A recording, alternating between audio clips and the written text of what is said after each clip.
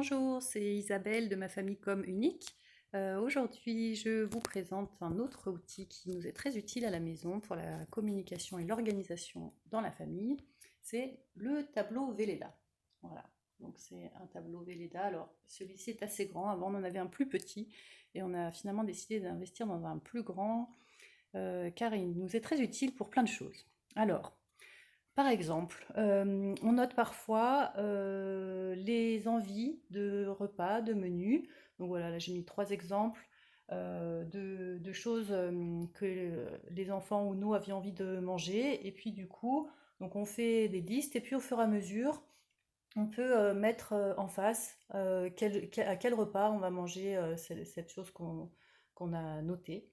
Voilà, donc par exemple, pour une de mes filles notamment qui adore manger des pâtes ou des crêpes par hasard, eh bien quand une fois qu'elle nous l'a dit et qu'on a noté, ok, des crêpes, ben, on peut mettre les crêpes, on les fera samedi. Et tant que c'est écrit sur le tableau, et en fait, voilà, ça vient reconnaître qu'on a entendu qu'elle voulait manger des crêpes et que c'est planifié, même si c'est pas tout de suite, c'est dans une semaine ou dans 5 jours. Voilà, c'est écrit. Et quand elle nous demande et les crêpes, on dit ah, tiens, on va regarder sur le tableau. Ah oui, on voit, bon, c'est samedi. Alors samedi, c'est dans 3 jours. Voilà. Du coup, ça permet de l'aider à patienter et de se rendre compte qu'on a bien entendu sa demande, mais qu'on n'y répond pas forcément tout de suite. Par contre, voilà, c'est bien noté. Voilà, on peut noter aussi par exemple les petites choses à faire à la maison, les activités ménagères, passer l'aspirateur, étendre le linge, mettre la table. Voilà, en fonction, ça c'est plutôt pour les choses qui sont pas récurrentes, qui sont pas quotidiennes. On peut aussi les lister et puis se mettre en face qui le fait et à quelle heure. Donc ça c'est pareil, ça peut être en deux temps, c'est-à-dire qu'on peut faire d'une part la liste des choses à faire et plus tard, à un autre moment, dire qui et quand. Ou alors on peut faire les deux en même temps. Voilà, ça dépend des fois. Il y a aussi une autre liste qu'on nourrit régulièrement, c'est la liste des activités. Donc là, voilà, par exemple, j'ai mis lecture, devoir, chasse au trésor. Donc une fille demandait de faire une chasse au trésor, donc on a noté. Et puis une sortie avec des rollers, voilà. Donc on liste un petit peu les envies pour les activités.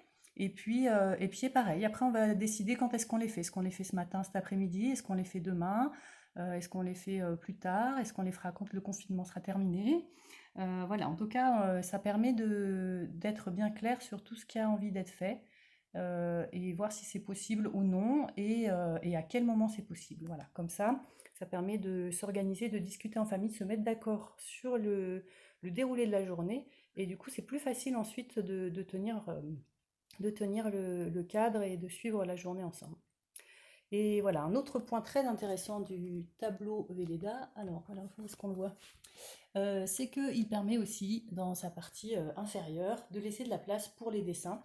Les enfants adorent dessiner au tableau, donc on a des feutres Velleda de plusieurs couleurs, et voilà, du coup elles peuvent dessiner sur le tableau à leur guise. Voilà, il y a aussi donc une partie libre dessin et au-dessus plutôt organisation.